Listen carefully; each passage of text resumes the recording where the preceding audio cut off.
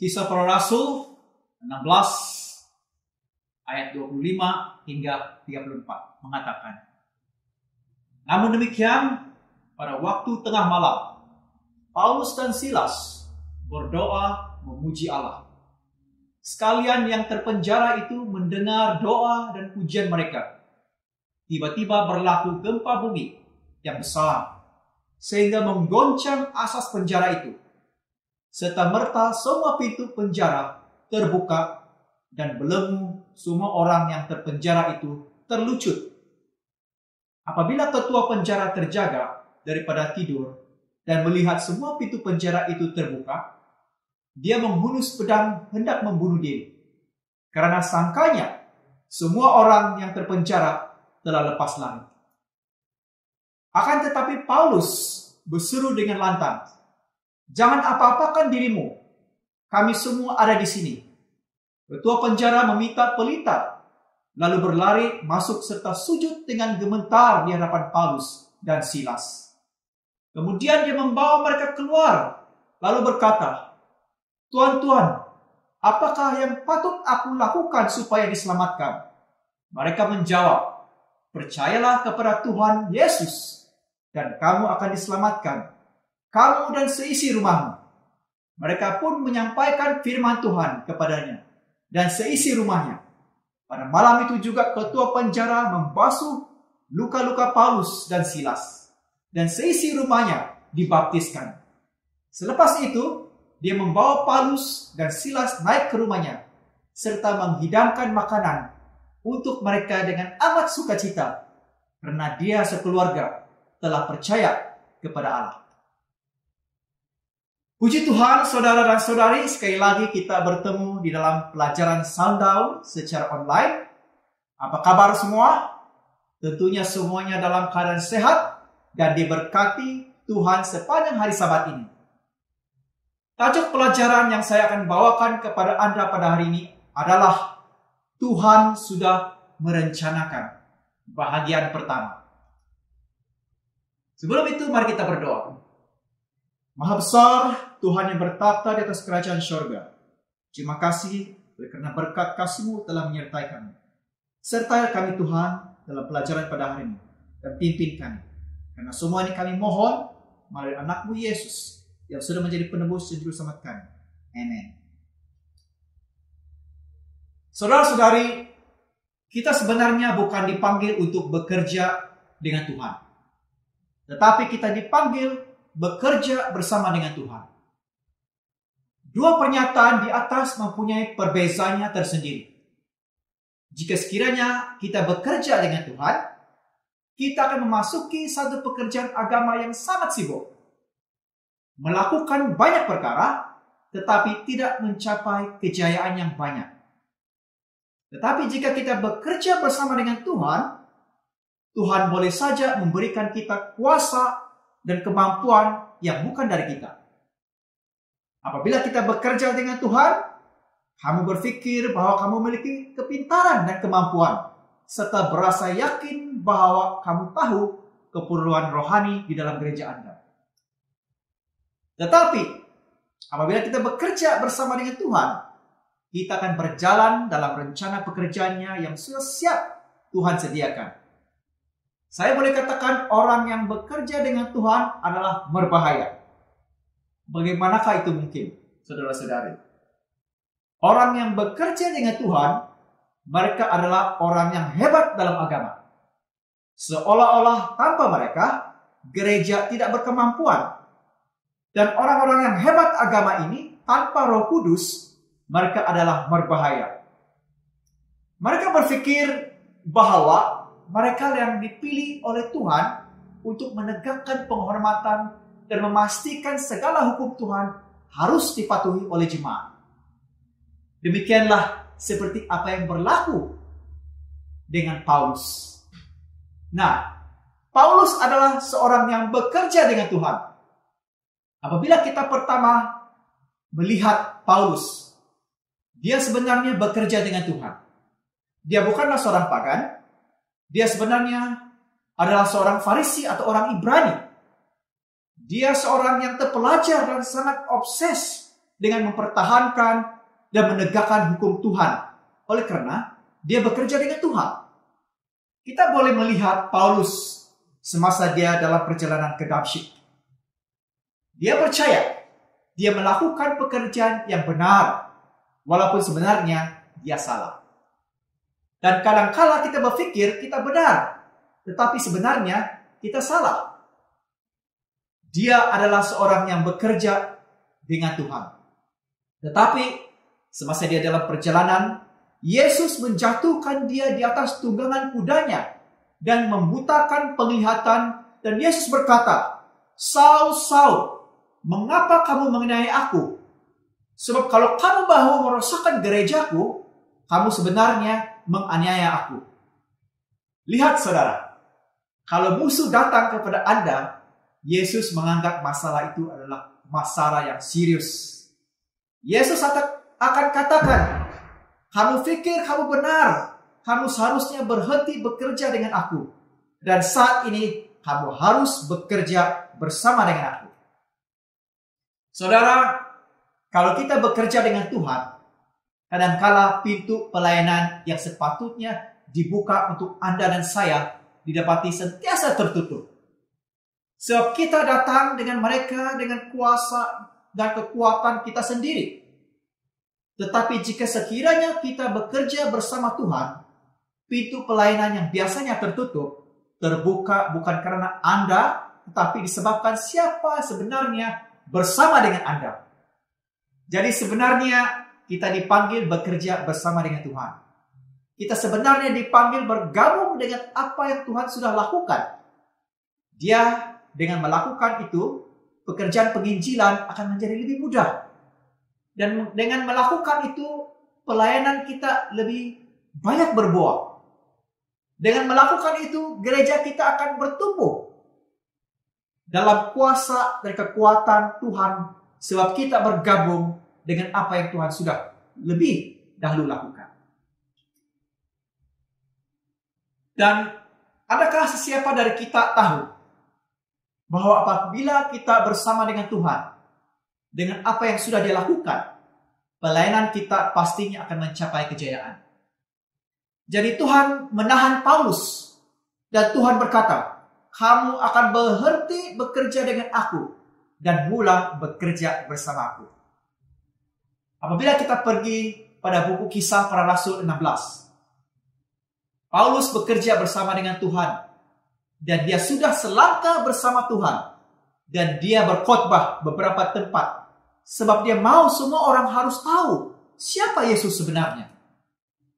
Adakah kita masih percaya bahwa semua orang masih belum mengenali siapa Yesus sebenarnya? Itulah sebenarnya menjadi motivasi mengapa kita harus berbakti, dan motivasi kita mengapa kita harus ke gereja. Itu bukanlah sekadar mau bersama-sama, tetapi supaya kita dapat dilengkapkan dan keluar dan memberitahu semua orang siapa Yesus sebenarnya. Yesus sebenarnya telah memutarkan kehidupan Paulus. Dan lihat di sini apa yang berlaku.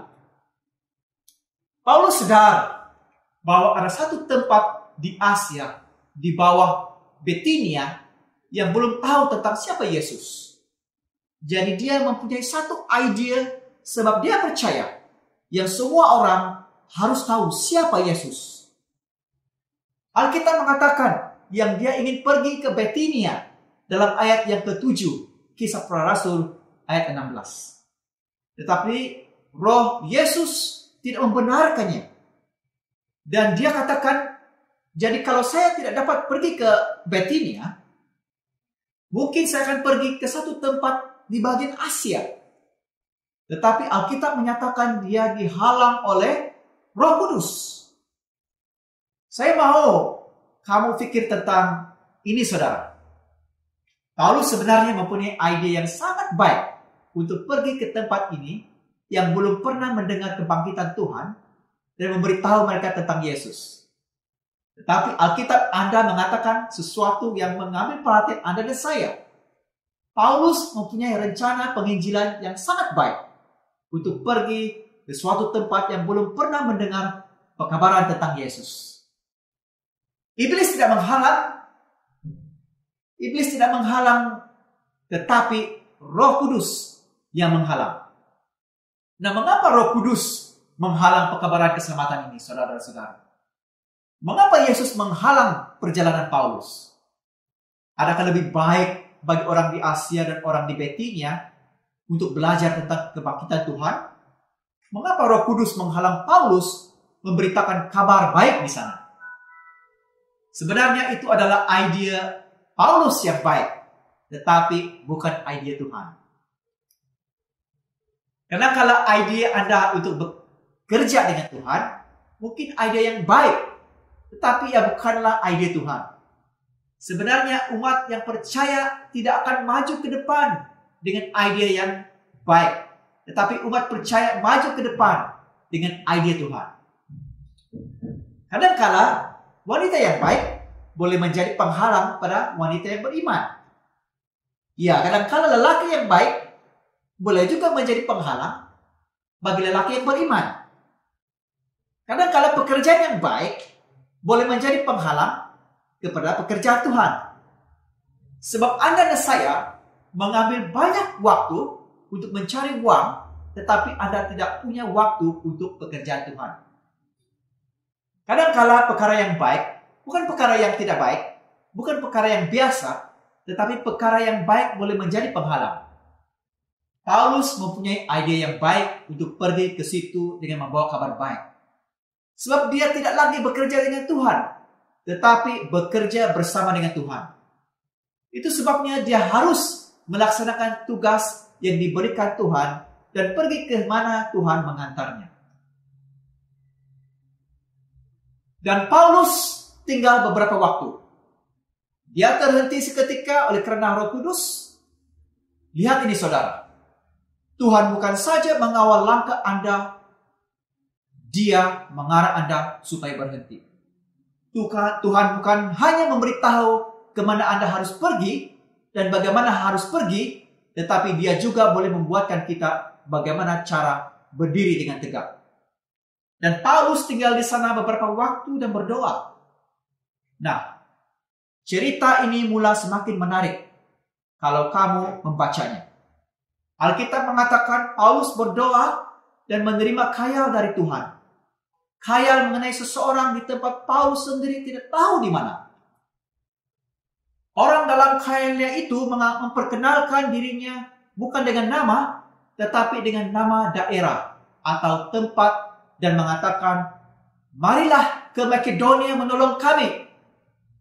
Saudara, mulai dari waktu itu Paulus mendapat ide. Bukan idenya sendiri, tetapi ide dari Tuhan untuk pergi ke tempat yang dia sendiri tidak berpikir untuk pergi ke sana. Paulus sendiri tidak pernah terbayang untuk ke sana, tetapi Tuhan sendiri memperlihatkannya sementara dia masih berdoa. Sebab apabila kita melayani Tuhan, atau apabila kita bekerja bersama dengan Tuhan, Dia membawa Anda ke suatu perjalanan yang Dia sudah rencanakan. Tuhan akan membawa Anda ke beberapa tempat yang tidak pernah Anda terfikir untuk pergi. Kebenarannya adalah siapa yang di antara kita apabila Tuhan mengarahkan jalan Anda, tetapi tidak pernah jalan yang lurus. Kadangkala Tuhan membawa Anda ke jalan melalui lembah, dan mungkin kadangkala mendekati bukit, atau mendaki bukit, atau gunung, dan seolah-olah Dia membawa Anda dalam perjalanan yang jauh dan harus mengikuti kehendak-Nya, sebab Dia mau kita sebenarnya bertumbuh dalam perjalanan itu. Dan sebab mengapa Tuhan tidak membawa Anda terus kepada jalan yang Dia tunjukkan Anda, karena Dia hendak melatih Anda sebenarnya. Atau Dia tidak akan menempatkan Anda di sana kalau Anda dan saya belum bersedia. Jadi Tuhan mau melatih Paulus dengan jalan yang berliku-liku. Dengan berkata, Paulus, kamu belum bersedia ke Bitinia. Dan kamu juga belum bersedia ke Asia. Jadi kata Tuhan, jangan pergi ke sana. Sebab saya memerlukan kamu di sini. Jadi Paulus dan Silas pergi ke tempat yang Tuhan sudah tetapkan, yaitu di daerah Makedonia. Saudara-saudari, apa yang perlu Anda tahu bahwa di daerah Makedonia ini ada satu kota dinamakan kota Filipi. Jadi Paulus pergi ke kota Filipi beserta dengan Silas untuk kerja penginjilan di tempat itu. Kota Filipi adalah kota yang terletak di tengah-tengah daerah Makedonia. Bermaksud di mana mereka berada sebenarnya di tengah-tengah rencana dan kehendak Tuhan. Mereka berada sepatutnya di mana Tuhan mau mereka berada, yaitu di kota Filipi. Alkitab mengatakan semasa mereka dalam perjalanan ke tempat perbaktian dan doa, ada seorang perempuan yang dirasuki oleh roh jahat sedang berjalan mengikuti mereka. Mengikuti mereka dari belakang. Saudara, mungkin ini tidaklah begitu penting bagi Anda, tetapi apa yang sedang berlaku, Paulus dan Silas sedang melakukan pelayanan mereka di sana secara bersembunyi dan senyap-senyap. Mereka tidak mahu pelayanan mereka mendapat perhatian atau diketahui orang-orang dalam jajahan kerajaan Roma itu. Jadi mereka pergi ke rumah dan mengadakan pertemuan doa secara rahasia. Mereka tidak mahu ditahan atau menghadapi masalah. Jadi mereka berusaha sedaya upaya melakukan pelayanan mereka secara rahasia. Jadi perempuan yang dirasuk roh jahat itu datang dan berkata, "Hai semua orang ini sedang memberitahu Anda tentang Tuhan yang Maha Esa." Perempuan ini mengganggu pelayanan mereka. Dia dihantar oleh musuh si iblis. Saudara, bukan saja Tuhan melatih Anda dan saya untuk menghadapi sesuatu, tetapi Dia juga membenarkan iblis mengganggu pelayanan Anda. Dia akan membenarkan roh yang tidak baik ini datang dalam kehidupan Anda. Mengapa Tuhan membenarkan roh yang tidak baik ini datang dalam kehidupan Anda dan saya?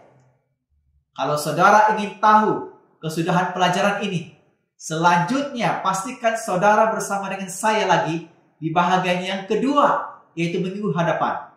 Terima kasih, Tuhan memberkati, dan selamat memasuki hari yang baru. Mari kita berdoa. Tuhan Maha Besar, terima kasih oleh karena pelajaran-Mu yang begitu baik dan indah sekali. Yang mengajar kami bahwa Tuhan sentiasa bersama-sama dengan kami dalam setiap pekerjaan yang Tuhan telah rencanakan. Tuhan bawa kami ke tempat yang baik, yaitu hari yang baru ini, karena kami sentiasa bersedia untuk melakukan pekerjaan Tuhan yang Tuhan sudah rencanakan bagi kami.